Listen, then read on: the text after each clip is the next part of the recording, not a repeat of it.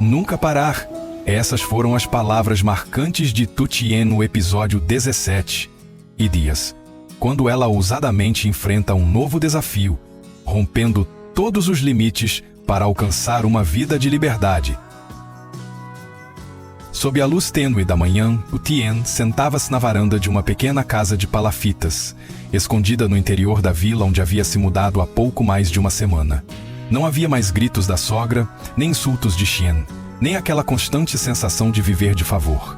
Restavam apenas o som suave do vento balançando as folhas e um silêncio interior que, embora ainda carregasse um toque de solidão, já lhe trazia certa paz. Ela apertou com firmeza o lenço velho que usava na cabeça, depois desceu os degraus da varanda. Aquele era um dia importante, pretendia cortar folhas de bananeira na floresta para vender ao casal de idosos, senhor e senhora Sal, que faziam bolos tradicionais. Conhecera-os 2 dias antes, havia provado um de seus bolos e em retribuir com os ingredientes.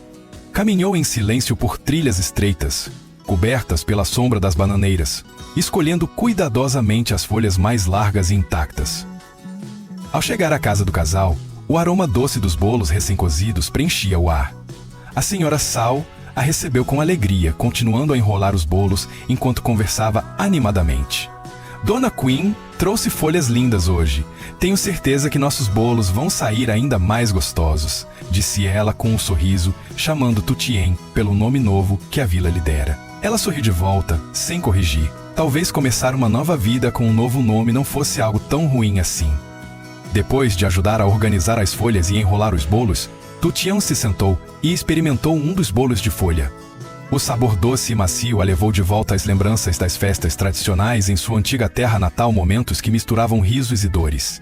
Em silêncio, ela retirou algumas notas modestas do bolso e as escondeu cuidadosamente dentro do lenço que usava. Aquele pedaço de pano agora não servia apenas para protegê-la do sol ou da chuva, mas também guardava, de forma simples e determinada, os frutos do seu trabalho. Deixou a casa do casal com os braços cheios de folhas restantes, o coração ainda pesado, mas também sereno. Ela já não era a esposa rejeitada. Agora tornava-se uma mulher independente e discreta, mas forte. O vento das montanhas atravessava sua roupa fina, levando consigo o frescor da névoa e uma esperança suave. Cada passo que dava de volta para casa era leve, mas dentro de si sabia que jamais havia caminhado com tanta firmeza. No caminho de volta, parou às margens de um riacho, lavou as mãos e observou a água correndo calmamente entre as pedras. A lama saía facilmente, mas as feridas da alma ainda precisavam de tempo. Ela levantou o rosto, olhou para o verde profundo das copas das árvores e sorriu. Naquela tarde escaldante, o calor parecia queimar o chão de terra batida, mas por dentro, Tu Tien sentia uma calma estranhamente silenciosa. Ela caminhava devagar pela trilha que levava à casa comunitária da vila, o local onde, em poucos minutos, a sentença oficial de divórcio entre ela e Jiang Huaxian seria anunciada. A luz do sol refletia em seu rosto, fazendo seus olhos piscarem levemente, não por cansaço, mas por tentar conter as lágrimas que insistiam em se formar. Antes de chegar, ela havia passado para falar com o chefe da vila e perguntar sobre o andamento do processo. Aquele homem honesto e gentil abriu cuidadosamente o registro, olhou para ela e falou em tom sereno. O tribunal já decidiu. Hoje à tarde, às 2h, na casa comunitária, vocês recebem o resultado. Naquele momento, Tu Tien apenas assentiu. Não disse nada, mas dentro de si, uma voz murmurava. Finalmente, chegou a hora do fim. Quando o relógio marcou 2 na sala simples da casa comunitária, todos já estavam presentes. Xian se sentava do outro lado da mesa, com o olhar inquieto. A mãe dele, a senhora Fong, cruzava as pernas com uma expressão de satisfação evidente. Ao seu lado, uma mulher desconhecida, de aparência espalhafatosa, aguardava com ar presunçoso. Era a nova esposa de Xian, aquela que havia surgido como um fantasma no pesadelo de Tu Tien. O chefe da vila abriu o documento e leu com firmeza. O Tribunal Popular do Distrito aprovou oficialmente o divórcio entre Jiang Huaxian e Tu Tien. A partir de hoje, os dois não são mais legalmente casados. Todos os bens, incluindo patos, porcos e búfalos, permanecem com a família do Sr. Tien. A senhora Tu Tien não solicitou partilha de bens.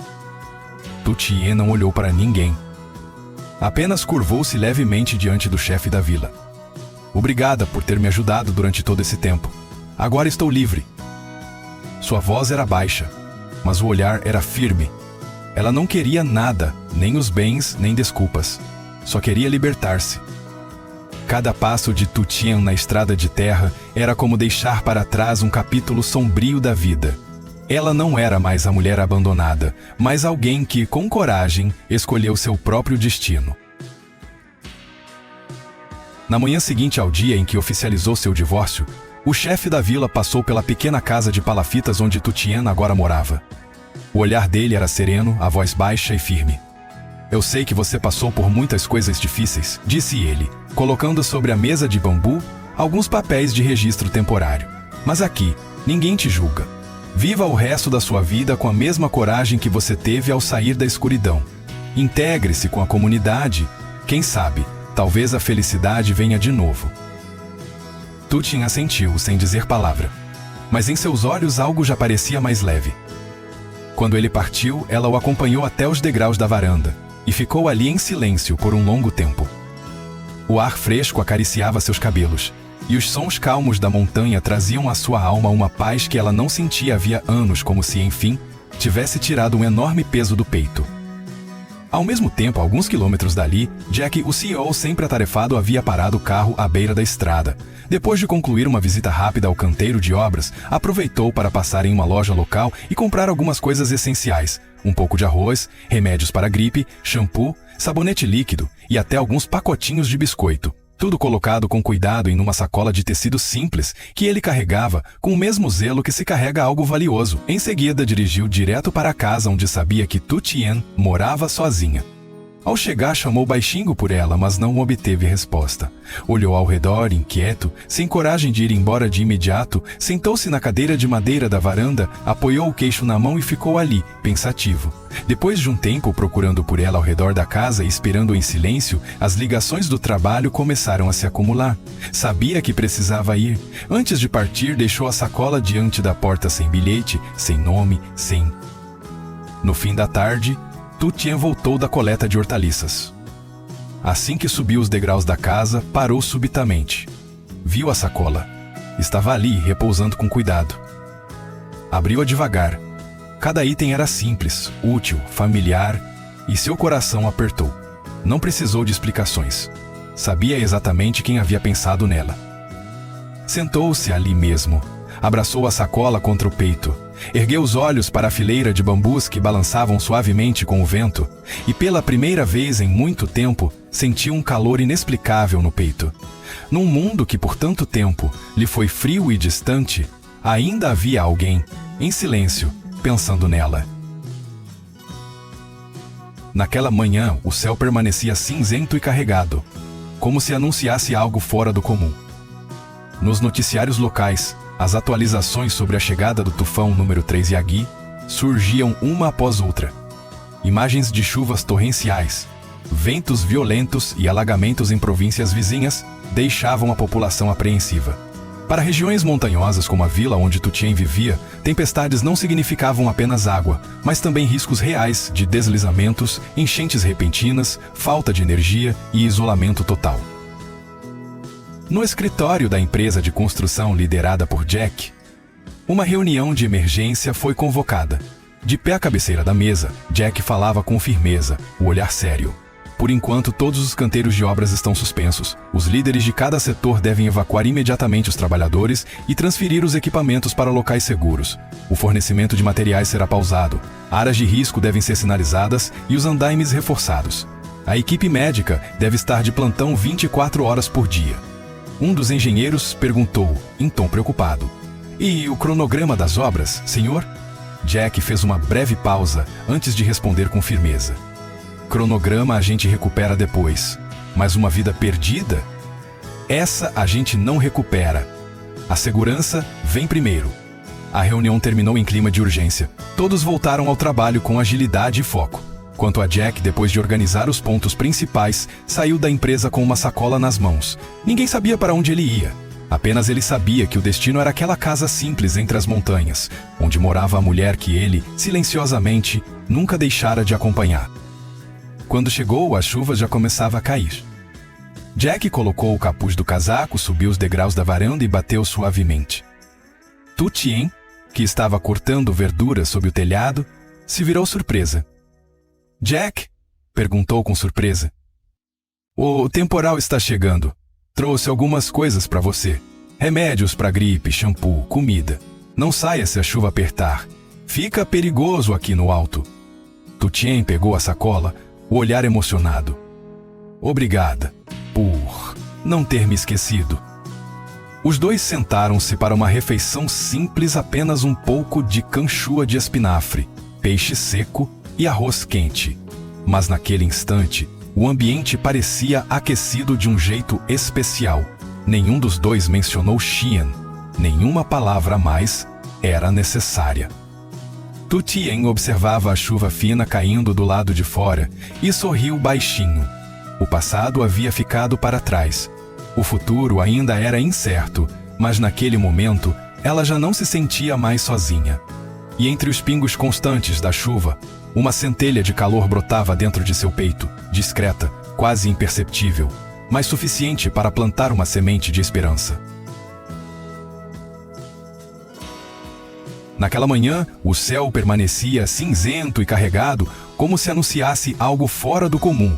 Nos noticiários locais, as atualizações sobre a chegada do tufão número 3 Jag surgiam uma após outra. Imagens de chuvas torrenciais, ventos violentos e alagamentos em províncias vizinhas deixavam a população apreensiva. Para regiões montanhosas como a vila onde Tutien vivia, tempestades não significavam apenas água, mas também riscos reais de deslizamentos, enchentes repentinas, falta de energia e isolamento total. No escritório da empresa de construção liderada por Jack, uma reunião de emergência foi convocada. De pé à cabeceira da mesa, Jack falava com firmeza, o olhar sério. Por enquanto, todos os canteiros de obras estão suspensos. Os líderes de cada setor devem evacuar imediatamente os trabalhadores e transferir os equipamentos para locais seguros. O fornecimento de materiais será pausado. Áreas de risco devem ser sinalizadas e os andaimes reforçados. A equipe médica deve estar de plantão 24 horas por dia. Um dos engenheiros perguntou, em tom preocupado. E o cronograma das obras, senhor? Jack fez uma breve pausa antes de responder com firmeza. Cronograma a gente recupera depois, mas uma vida perdida, essa a gente não recupera. A segurança vem primeiro. A reunião terminou em clima de urgência. Todos voltaram ao trabalho com agilidade e foco. Quanto a Jack, depois de organizar os pontos principais, saiu da empresa com uma sacola nas mãos. Ninguém sabia para onde ele ia apenas. Ele sabia que o destino era aquela casa simples entre as montanhas, onde morava a mulher que ele, silenciosamente, nunca deixara de acompanhar. Quando chegou, a chuva já começava a cair. Jack colocou o capuz do casaco, subiu os degraus da varanda e bateu suavemente. Tutien, que estava cortando verduras sob o telhado, se virou surpresa. Jack? Perguntou com surpresa. O temporal está chegando. Trouxe algumas coisas para você, remédios para gripe, shampoo, comida. Não saia se a chuva apertar. Fica perigoso aqui no alto. Tutien pegou a sacola, o olhar emocionado. Obrigada por não ter me esquecido. Os dois juntaram-se para uma refeição simples, apenas um pouco de canchua de espinafre, peixe seco e arroz quente. Mas naquele instante, o ambiente parecia aquecido de um jeito especial. Nenhum dos dois mencionou Xian. Nenhuma palavra a mais era necessária. Tutien observava a chuva fina caindo do lado de fora e sorriu baixinho. O passado havia ficado para trás. O futuro ainda era incerto, mas naquele momento ela já não se sentia mais sozinha. E entre os pingos constantes da chuva, uma centelha de calor brotava dentro de seu peito discreta, quase imperceptível, mas suficiente para plantar uma semente de esperança.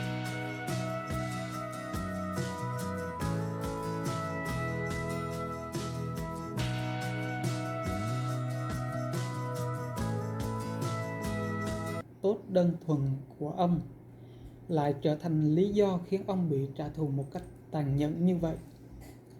Nỗi ân hận dâng lên nghẹn ngào trong lồng ngực, khiến cô không thể ngồi yên thêm nữa.